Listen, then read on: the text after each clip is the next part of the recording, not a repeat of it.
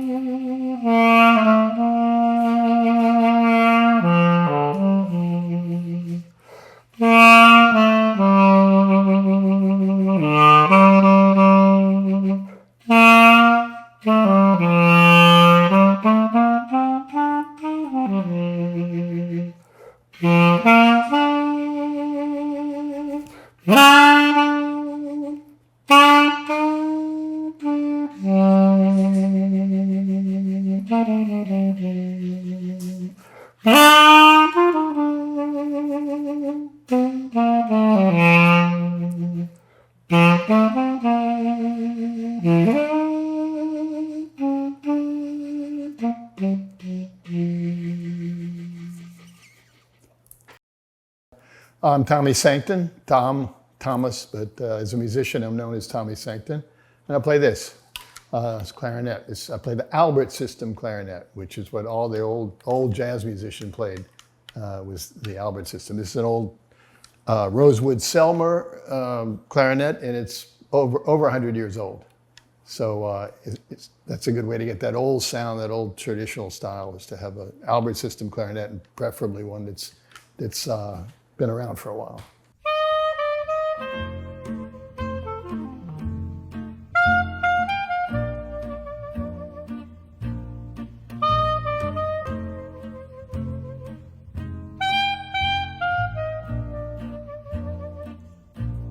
Of course, I heard what was on the radio, you know, and when I was well, even before I was a teenager, I remember hearing things like, you know, the Platters, and later when I was a little older, Elvis Presley, all that, you know, the kind of music that was on the top 40, what they call the top 40 radio stations at the time. But I also heard music at home. My mother loved the opera, and she had a collection of opera records. So I would hear opera arias, and my parents also had. My father grew up in New Orleans, and he had when he was young, the popular music of the day was what we call today traditional jazz. You know, and so when they went to dances at his college, his university fraternities, at the yacht club, it was almost always the traditional bands like Papa Celestin's band and you know, different bands, traditional bands around town. So he had grown up loving that music, and he had some recordings. My parents had lived in New York for a while, and they heard a lot of music there, and they had some Sidney Bechet records, 78s. And my mother had Benny Goodman records, 78s albums. And so that's kind of the music that was in the background. And also on the street, we would encounter brass bands. But today they call second lines. In those days, they just called them parades. And you'd occasionally encounter a funeral march with and I do remember Papa Celestin's funeral in December 1954. I was 5 years old, so I remember. It's a hazy, vague memory, but I remember all these musicians dressed in black with their black hats and the big tubas and the drums and the trombones. I didn't even know the names of the instruments, but it was extraordinary, and I do remember the sound of that. And you'd hear at Mardi Gras, you'd hear bands. They'd have some traditional bands marching with the parade. So I heard the Eureka Brass Band, and when I was, very young, without really knowing too much what it was. But that's the kind of musical mix I grew up with. One kind of music I heard when I was growing up is something you don't hear at all today. It was the street vendors. people who would go through the streets and they would shout out with a chant, almost like some kind of mantra, that they're selling. Avocados, for example, they called them alligator pears here. And there was, I can still hear the call of the man who'd come through with his little card, alligator pear, alligator pear, alligator. It sounded like a locust almost. And then there was this woman who was just had such a beautiful chant. And she was like an African woman in a village. She had like a white apron and a big basket on her head, and like the African women. And she walked down very slow and supple, and she had this big basket full of blackberries. She came from the country and picked the wild blackberries. And then she would come into town, and she would just walk through the streets chanting about her blackberries. And I remember her name was Dora Bliggin, Bliggen, Dora Bliggin. And her chant was something like this. I don't have her voice, but I remember what it sounded like. Blackberry, blackberry, fresh and fine. Blackberry, blackberry, fresh from the vine. And she would just go down the street just repeating that over and over again. So my father, from his connections in New York and a kind of a liberal intelligentsia, he knew a man named Frederick Ramsey, who was a jazz historian and did a lot of field recordings in the 1950s and 60s. And my father told Frederick Ramsey about this chant of this wonderful street vendor. So Frederick Ramsey wanted to record it. And he came over to our house. We had a big balcony this was on Carondelet Street. And we had a big balcony. And Dora Bliggin came through roughly the same time every afternoon, around 3 or 4 in the afternoon. So Fred Ramsey set up his recording equipment, and you could hear her coming from blocks away. Blackberry, blackberry. And it would get louder and louder. And I was maybe 5 or 6 years old then, but there's a picture of me on the porch with them and with the microphone. And I remember him he was elated. Frederick Ramsey, this is wonderful, this is wonderful. And when she got to our house, they went down and they bought all her blackberries. And they asked her to come into the house, and they wanted to record her. And she was a little bit reluctant to come into the house because it was like segregation. It was like apartheid.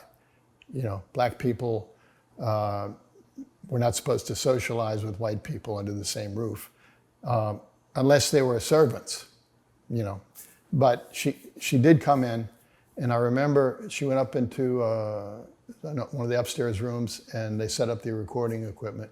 And I remember she was sweating. She had this white handkerchief, like Louis Armstrong, and just wiping her brow like that. And she did that chant, blackberries, that chant.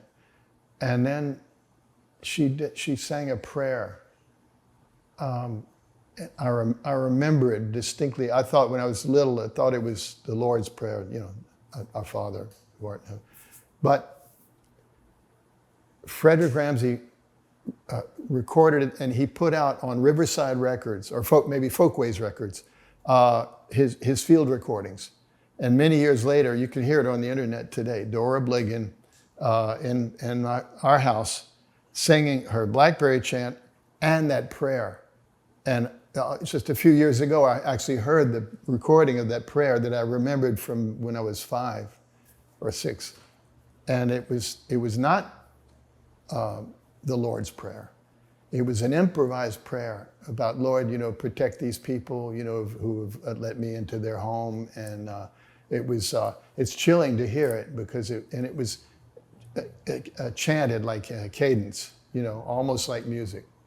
But this is something that was, I think, improvised, very, very personal, very moving. For me to hear that years later, it was a very moving experience. And you can hear it today I think it's in the Smithsonian collection or something. But if you are adept at tracing things through the internet, just Dora Bliggin, Bliggen, and you'll hear those 2 recordings.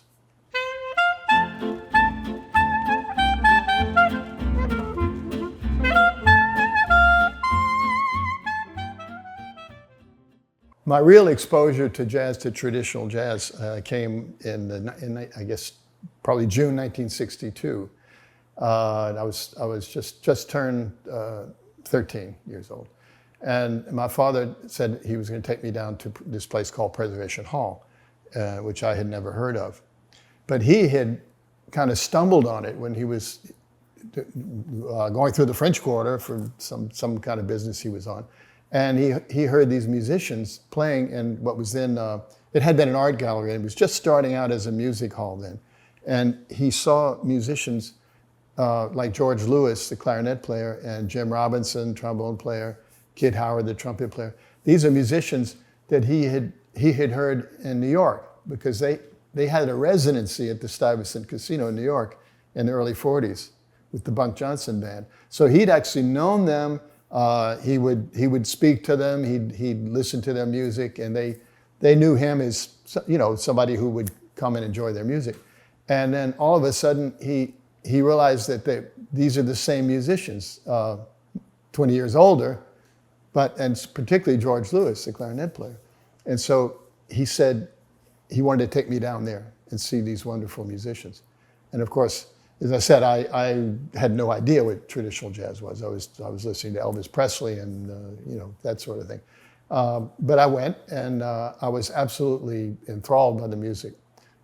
First of all, Preservation Hall, if you don't know what it's like, it looked then pretty much like it does today. It's just a little splintery room with you know, rough floorboards and some benches, and not air conditioned, not particularly comfortable, stuffy, hot.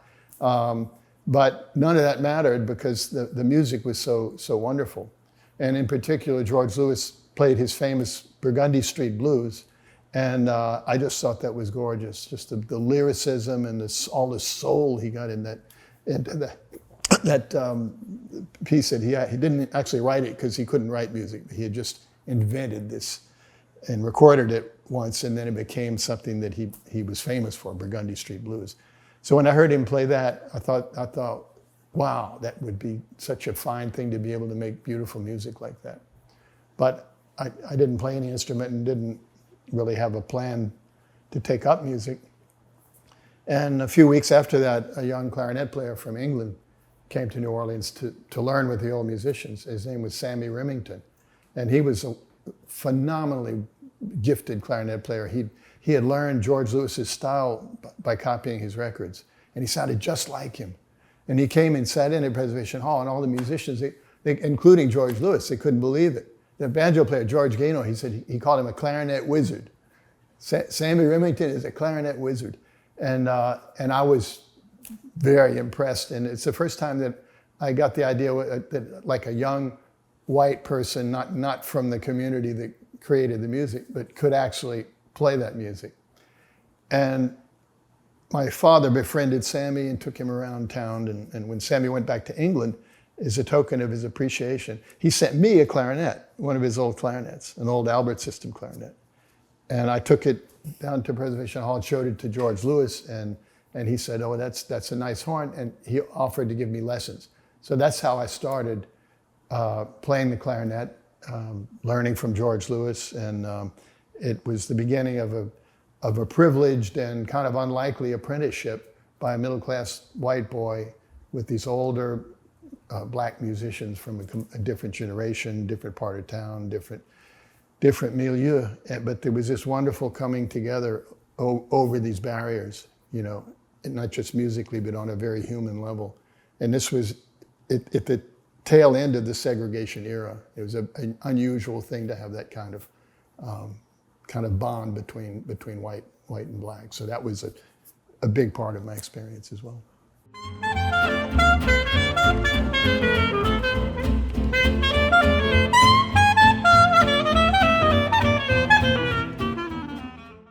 Well, my father had been in the 1940s.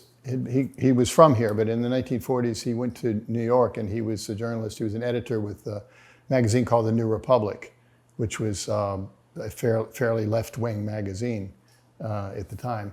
And his main theme was to denounce segregation and to call for racial justice, basically. And this was really the pre-civil rights movement. It's before the Martin Luther King movement that we know really took shape and coalesced. These were like the precursors of the civil rights movement, where a handful of people like my father, white intellectuals who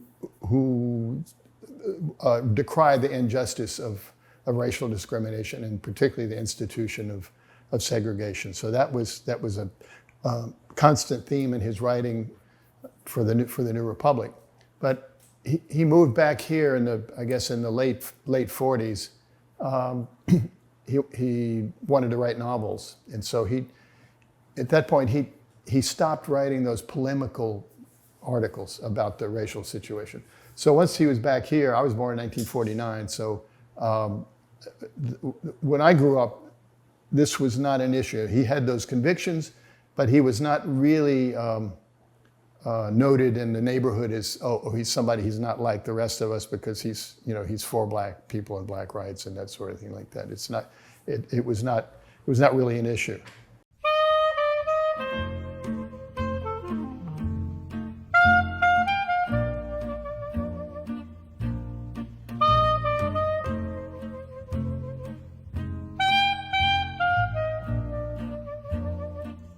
My impression is that you had musicians coming from different milieux within the community of, let's say, gens de couleur. You had Creoles of color, and you had the darker skinned, descendants of slaves, the darker African Americans, and these are two communities that they kind of lived side by side, but they didn't necessarily mix. The Creoles were very proud. They tended to be professional people, artisans, plasterers, builders, cigar makers. Some were in the higher professions, doctors and lawyers and things like that. So, and some of them were fairly wealthy and sent their children to Europe to be educated, spoke French. So in that community, you had people who read music, who knew music. And played classical music. There was an opera house here. The first opera house in the U.S. was in New Orleans. So there was this tradition of classical musicians from the Creole of color community. And then the other music, maybe less educated musicians or people, community that came out of that whole generations of slaves. I think they had instinctive gifts as musicians, many of them related to African rhythms. And of course, there's a whole story of Congo Square, where the slaves were allowed to dance and play their music and the drums. And so there was a certain degree of African musical tradition that had kept alive, was kept alive in that community. So basically you had it's kind of a coming together of musicians who couldn't read and didn't have training, but had, I think, powerful instincts about music and particularly rhythm. And then you had the ones who were educated, could read music and play scales and play classical music. So I think basically between those two, I guess, groups or schools of musicians, you had this mix of people who were reading arrangements, who were learning melodies as written, and those who would learn by ear. And as you say, there was a tendency to fake a little bit, to improvise a little bit, to embroider or take a phrase a little bit further, or put in a blue note somewhere that it wasn't written. And so I think that's the kind of gumbo, people call it like a gumbo, a big mixture of different ingredients that come together and produce something unique, which became traditional New Orleans jazz.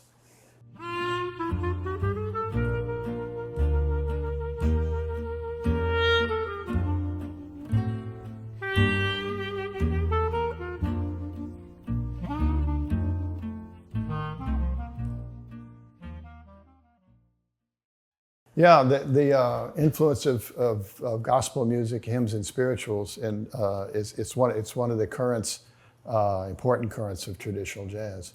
And most of these musicians, people in these communities of color, let's say, they were very religious. This is traditionally a Catholic city, so there were a lot of Catholics. The Catholic music tends to be a little bit more formal. If you go to a Catholic mass, you hear the music. It's wonderful, but it's as I say, a bit codified and formal. And the Protestant churches, the evangelical churches, the Baptist church, African Methodist church, I mean, all these different sects, that's where the real gospel music developed in the African community that raised the hair on your arm.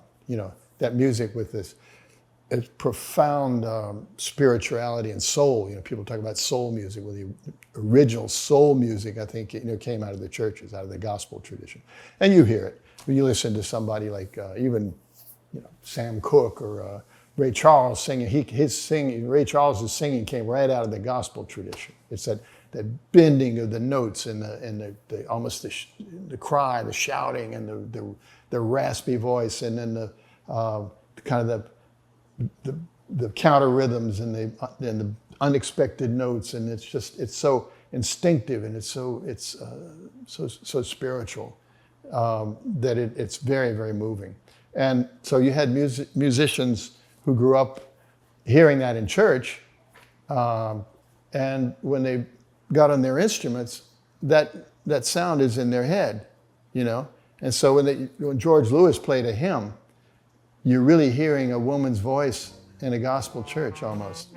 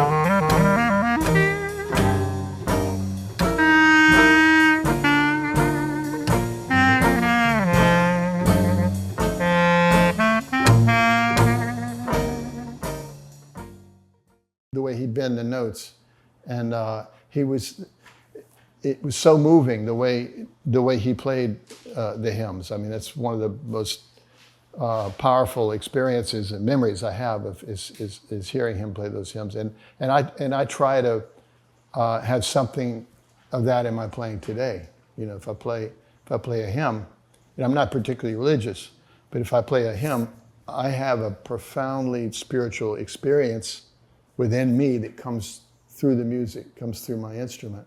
And it is something, it's not just, okay, this comes out of the church tradition, so it's kind of religious. It's a really spiritual experience.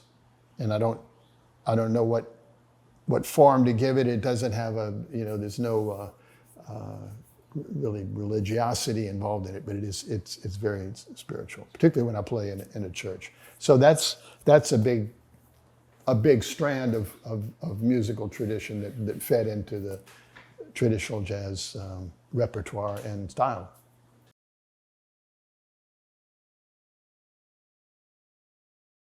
George Lewis was born in the French Quarter. He grew up here. He was born in 1900, and he heard all the great musicians when he was a kid, when he was growing up. There was a dance hall near where he grew up. Was called Hope Hall, and everybody played there. Johnny Dodds and King Oliver, and he heard a lot of the great musicians. And he wanted to. He was sickly. He was kind of small and slender, kind of frail, and he was an only child. And his mother, incidentally, is a very interesting woman. she spoke French and German because she'd worked for French and German families. So she was very protective of George Lewis when he was growing up. So he wanted to learn to play the clarinet because he heard these wonderful clarinet players. And she said, no, if you want to play music, it's going to be too hard on your lungs to blow an instrument. You should play the violin. So she gave, as I remember the story, she gave him money to go buy a cheap violin, and instead he bought a flute, like an ocarina flute, and he came home with that, and she said, boy, you're going to kill yourself blowing in that thing. And he said, but Mama, that's what I want to do. I want to blow and make music like that. So he learned to play simple tunes on a very simple little flute like that. And then finally, she saw that he really wanted to do that. She allowed him to buy a clarinet, and he started playing. Actually, he was not that young. I think he was probably, when he got his first clarinet, probably 14 or 15 years old. So that's how he started out in music, completely self-taught. He didn't know a note of music. He couldn't even tell you the name of the note he was playing. So all the beautiful music he played, and it's a lot of, pretty sophisticated harmonizations and improvisations he does that shows you that instinctively he knew how music worked. He knew what harmonized with what, and he knew how to do a counterpoint. I mean, it was a bit all instinctive. And he grew up just playing around with a lot of different bands playing. They'd play a nickel a dance band, all night long. People would pay a nickel to dance, and the band would just go all night long. On Decatur Street, he did a lot of those nickel a dance things. He played with the Eureka Brass Band. He played a lot of parades and funerals and things like that, but in total obscurity. And in 1942, a historian named Bill Russell and a few colleagues came down to record Bunk Johnson, who was a legendary trumpet player who had claimed to have taught Louis Armstrong and to have taught King Oliver and everything. So they came down to record him, and they wanted to put together a band. And so, who do you want on clarinet? And he said, I want George Lewis. I said, George who? They never heard of George Lewis. George Lewis was never recorded. He was total obscurity. And they made these recordings, historic recordings with the Bunk Johnson Band in 1942. And they became very popular with jazz fans and record collectors. And so Bill Russell continued to record the Bunk Johnson Band with George Lewis, took him up to New York. They played at the Stuyvesant Casino. They went to the West Coast. And then in the late 1940s, Bunk Johnson died, and George Lewis took over his band. And that became the George Lewis Ragtime Band. And it was very popular. And they toured Europe. They toured Scandinavia. They were in England. They were in Germany. And they also played on the West Coast a lot. So he became fairly well known. So by the time I met him, he'd pretty much withdrawn into his life in New Orleans, across the river in Algiers. He wasn't really touring anymore.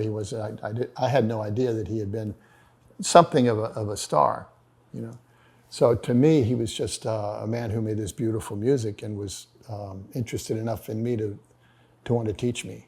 But so that's kind of his story, his history. Personally, he was a very gentle man, soft-spoken. I think he knew who he was. He had a certain degree of pride, but he was very, very elegant. He was delicate too. I mean, he was a short, not a tall man, and very slender. You could tell that he was. I mean, he was not a big, powerful person, but he had so much strength in his playing, his clarinet. So he could play very fiery passages on his clarinet. I mean, there was all the energy and power inside him came through his clarinet. He was very patient with me. I think he took an interest in me and the fact that I wanted to learn their music, and that I think he sensed how much I idolized him. So it was a very special relationship I had with George Lewis.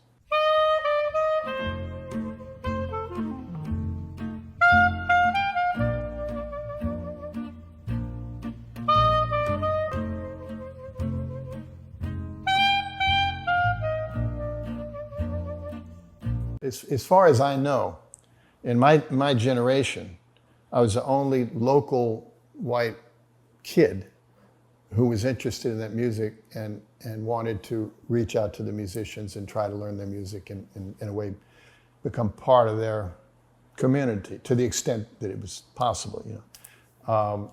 And now, there were musicians who came from Europe at that time, and most of them were a bit older than me. Sammy Remington, the clarinet player, is one of them. There were others, Clive Wilson, the trumpet player. He came here in 1964. He was in his early 20s then. So he began kind of sitting in with the brass bands.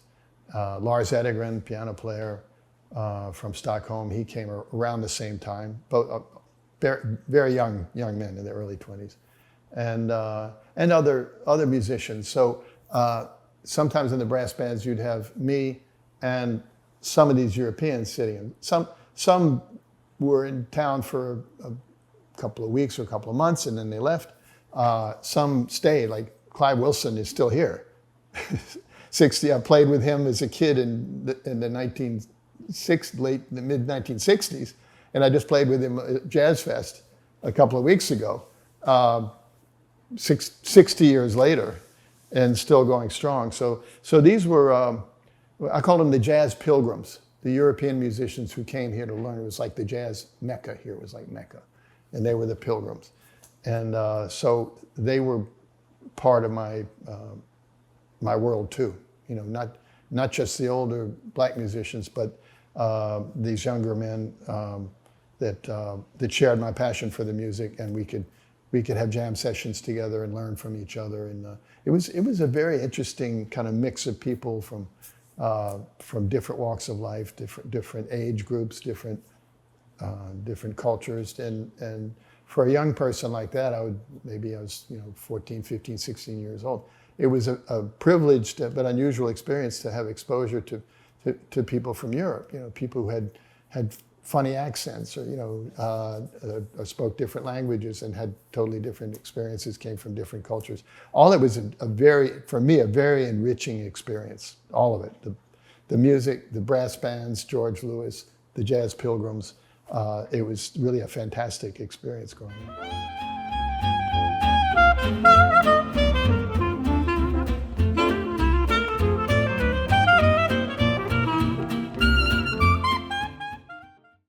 Yeah, well, jazz is really, it's fusion in the sense that it's a coming together of different strands, different styles, different cultures.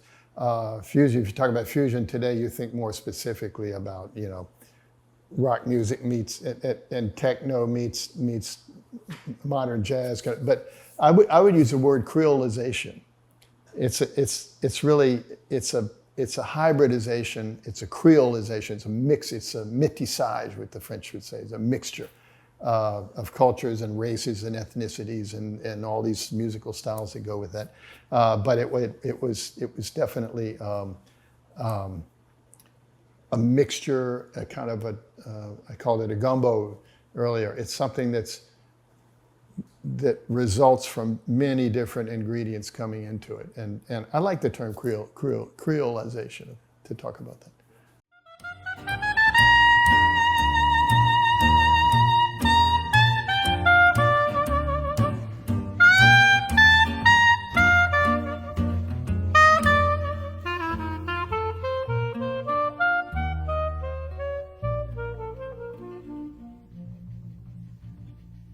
When I first started to play, I was passionate about the music. I wanted to play the clarinet all the time.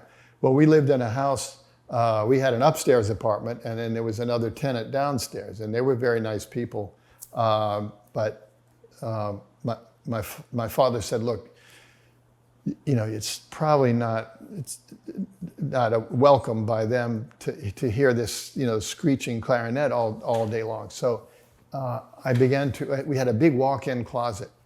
So I took a folding chair in there and I put lots of blankets on the walls and like soundproofed it. And I had a little Silvertone record player that I could also pull in, just about find the room for that. So I go in there and I close the door and I put on a George Lewis record and with my clarinet and I listen to the record and I put the tone arm back and it's, what's that phrase? What's that phrase? And then I try to copy it and then that's how I really first started to learn a lot of tunes in a lot of kind of George Lewis's style by copying his solos in that closet, so I wouldn't bother anybody. So that's how and even today, I prefer. I'm very sensitive to the thought that that sound of my clarinet is bothering people, may bother people when I'm practicing. So I like to be in small enclosed places to practice even today. It's funny. My wife's claustrophobic. She hates to be in small, enclosed spaces like that. But for me, it's like a womb. It's welcoming. It's a protected place where I can play my music and just be. But that's the result of the closet experience when I was a kid.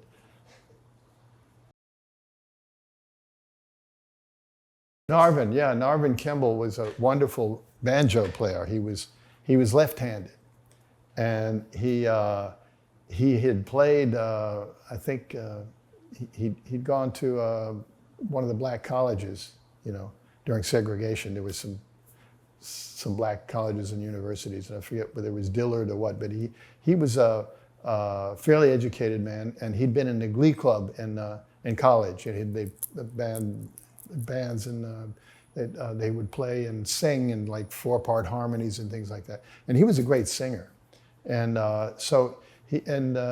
really a fine musician. He played with Sweet Emma's band.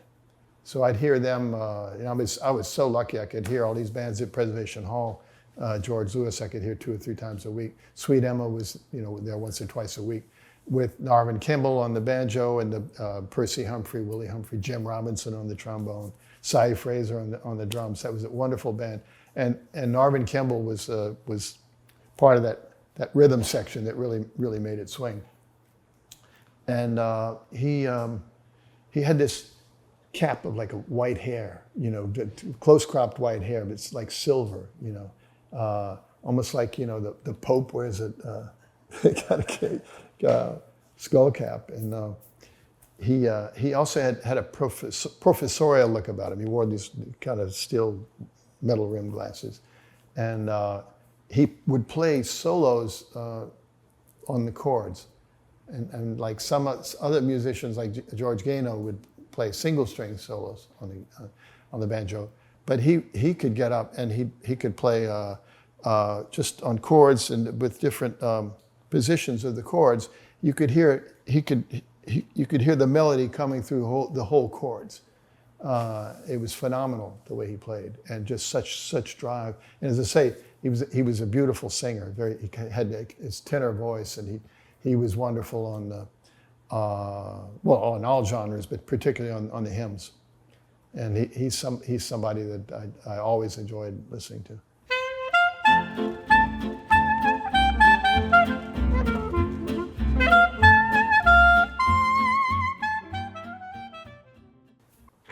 Jim Robinson, a trombone player, he liked to drink his whiskey, and he called it his groceries.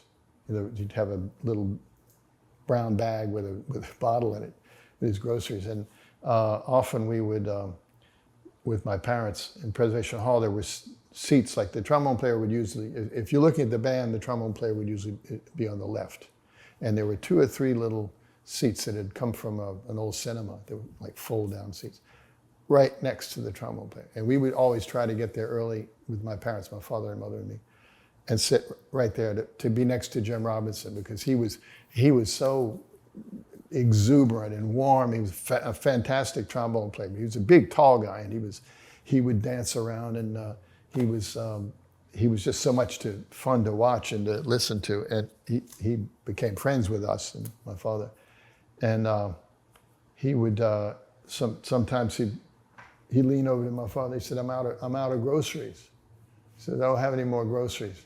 You know, can you go over to the grocery store and get me some more groceries? So my father would go out to, who didn't drink at all. My father didn't drink. The only time he ever go in a liquor store was to buy Jim Robinson's groceries.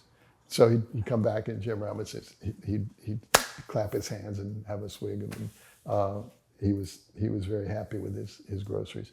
And then he would invite us to his house too. So that's one of the interesting things, unusual things about this experience at that time. Because the years I'm talking about, my experience begins during the tail end of the segregation era.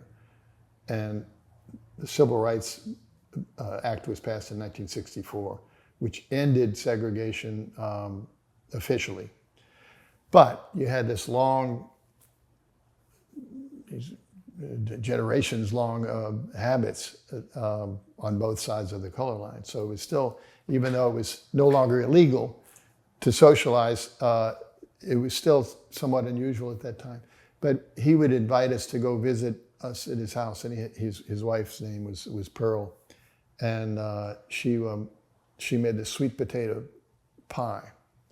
And so every year around in the fall, when the sweet potatoes would reach the proper state of ripeness or whatever, he'd lean over to my father and said, you got to come over tomorrow. Pearl's made a sweet potato pie. And so we'd go over to his house and have sweet potato pie. So that he was quite a character, and we were very, very close to him. There's so many other stories. There was, in the brass bands of the Olympia brass band, Harold Dejan's band, he played a lot of funerals, and usually the way that would work was the band would go to the funeral home and pick up the body. The body would go and be put in a hearse, and then they would go to the church, and then the band would go to the church, and then you'd have the service, and then coming out of the church, the band would go for a certain distance ahead of the hearse, playing dirges and funeral music and hymns. And then if the cemetery was nearby, they'd go all the way to the cemetery. But a lot of the cemeteries in New Orleans are kind of further out. They're not, they're kind of Metairie or even out in, some people had their people buried out in the country, a lot of the black people. And so the band wouldn't go all the way to the cemetery. They'd go for a certain distance, and then they'd say, well, let the body go. And the band they'd separate, and then the hearse would go on to the funeral. So I promise this is a funny story. It doesn't sound like it.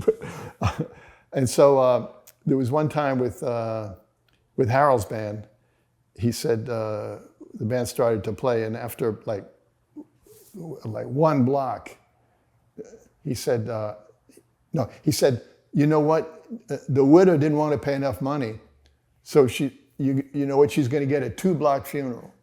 And so, coming out of the church, the band starts in front of the hearse. They played one hymn, and after 2 blocks, he goes like that. Okay, that's it, boys. And the band just separated and let the hearse go on. He said that was his 2-block funeral, depending on how much he was paid. So a lot of funny things happened in the brass bands too. There was an old bass drummer, Booker T. Glass. He was the bass, and his son played the snare drum, and the son was much younger. Everybody called Papa, including Booker called his son Papa. And so there was one parade started, and Booker wasn't there. He'd missed the beginning of the parade. And so Papa picked up the bass drum, and somebody else played the snare drum. And so they're going down the street, and all of a sudden this bus comes by, and it stops at the bus stop. And Booker T gets out. Booker T was 85 years old, Booker T gets out, and he goes up grabs the straps of the bass drum. He said, boy, if you're waiting for this bass drum, don't hold your breath. And he took it back and played the rest of the parade. And he was, as I said, way up in his 80s. But I mean, there are lots and lots of funny stories.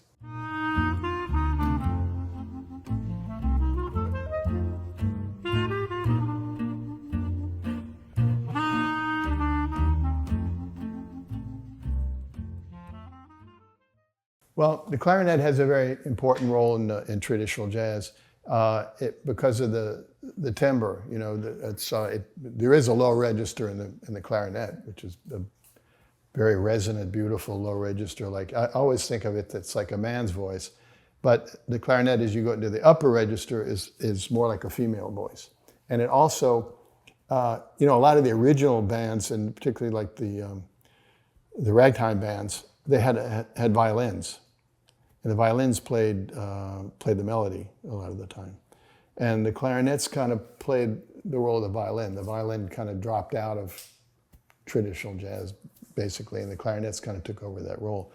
So the clarinet has a role of, I would say, weaving together the ensemble. So in your basic traditional band, you'll have a trumpet player who's playing pretty much the melody. I'm not talking about the solos, I'm talking about the collective, the ensemble play. Trumpet player would play the melody. The trombone player would play something like a kind of a bass line, kind of counterpoint to that. And the clarinet player would either do some kind of harmony to the melody, or would weave around in a kind of an obligato ornamentation and maybe play a rhythmic counterpoint. But the clarinet is kind of like this needle and thread that kind of pulls things together in the ensemble. And again, it often is likened to a woman's voice, particularly in a hymn or something like that, or blues, just that kind of lamentation. The sound of lamentation in the upper register is one of the features of the clarinet.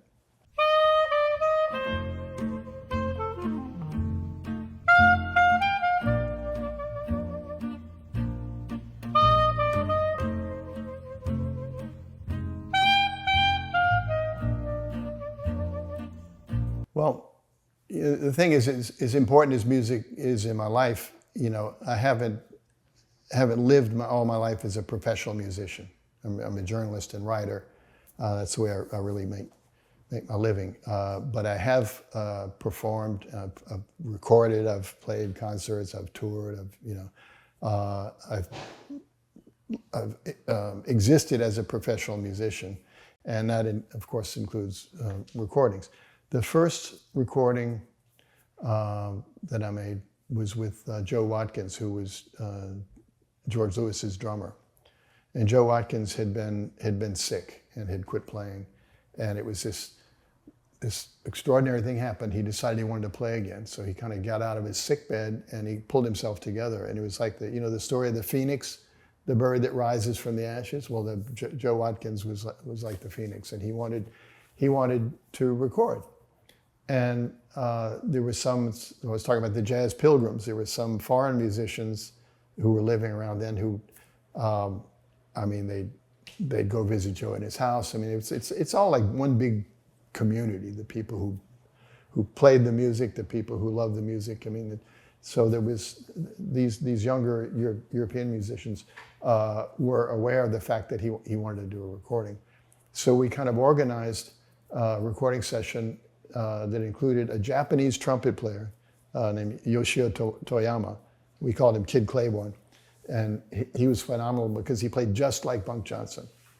He learned off the Bunk Johnson records. And you know, the Japanese have this fantastic ability to assimilate other things and copy. And he was phenomenal. And then he had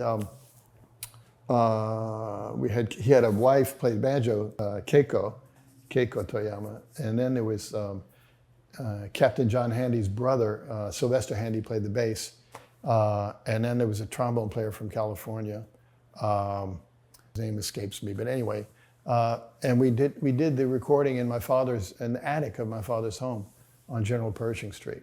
And so Joe Watkins was on the drums, and these other musicians that I mentioned. And so we did these recordings, and Bill Russell, who was a jazz historian who had first recorded Bunk Johnson and George Lewis in the 40s, he was there and he was operating the tape recorder. And so this came out eventually, years later after Joe died. It came out on GHB Records. It's called Joe Watkins' Last Will and Testament. And that was the first record I made, and I was maybe 19 years old then, and I have a copy of it. I hadn't listened to it in years, and in my memory, I didn't think I played very well then because I didn't know enough then. And recently, somebody came to visit and asked if they could hear it, and I dug it out of my collection, the vinyl, and I hadn't listened to it in maybe 30 years. And I was really amazed because the band sounded great, but that boy on the clarinet had so much more energy than I do today. You know, it was powerful. I mean, it was not as sophisticated. He didn't know as much music as I know now.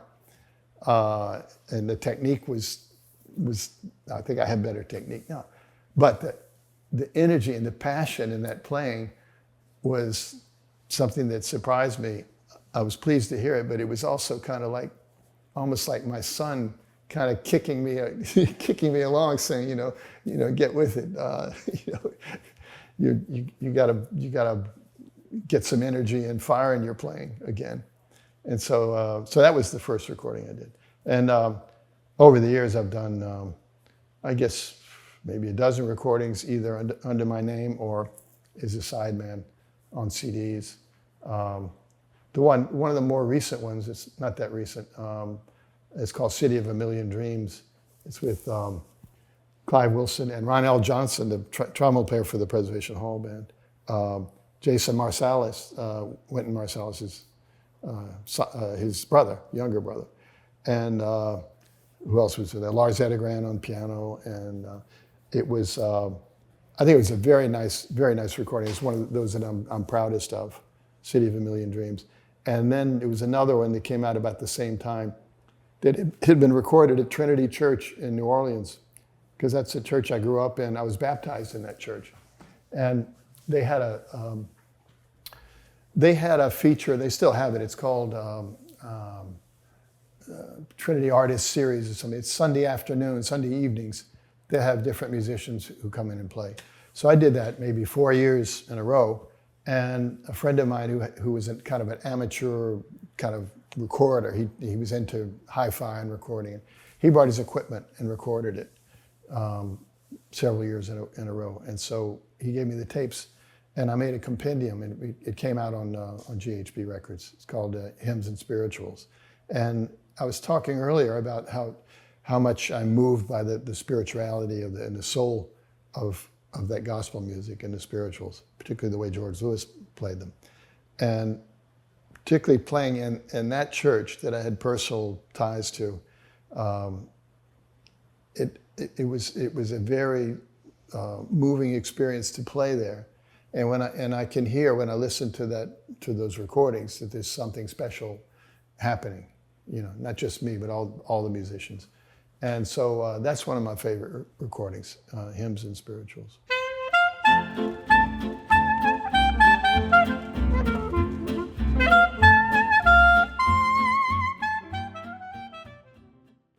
My advice is first to learn the instrument to the point where you can play. If you're starting from zero, if you want to play the clarinet, you have to learn how to make a note, how to change registers, how to play the notes. And then if you want to learn traditional style, you have to listen, and particularly to the older records, the real authentic traditional records. Listen, and copy. You cannot start out just improvising like that if you don't have any models. You can't write great poetry if you don't read poetry. You can't write a novel if you don't read novels. I mean, it's exactly like that. You have all the musicians I know, including George Lewis, he copied people he heard before him. The jazz pilgrims I talked about, the Europeans, Sammy Remington, all those people, Clive Wilson, they copied records. They copied a solo. You like that? You want to learn that tune? Oh, you like that solo? Oh, you like the tone on that? You want to try to copy that tone? And you need models. So listen, copy. And then at a certain point, you've got to assimilate, take what you've copied and what you've learned and develop your own style, but based on that, the foundation of what you've what you've heard and learned and copied from the real masters. And the recordings are all there. I mean, they're all there. Louis Armstrong, Freddie Keppard, Johnny Dodds, the Kid Ory. It's all available, you know. But you have to work. You have to invest time in it. You have to invest energy, passion. You have to be passionate about it. And that's my answer to your question. That's how you can start to learn traditional jazz.